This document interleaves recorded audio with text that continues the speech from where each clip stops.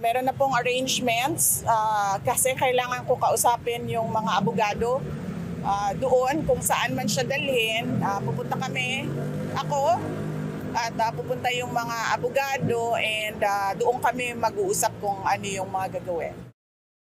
Susundan ni Vice President Sara Duterte ang kanyang amang si dating Pangulong Rodrigo Duterte sa the Netherlands upang makipagpulong sa mga abogado kaugnay ng kanilang mga susunod na hakbang.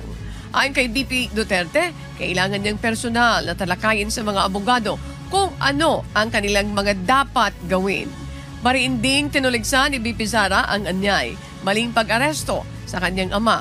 Iginiit din niya na dapat ay dinala muna ito sa local court alinsunod sa patakaran ng International Criminal Court.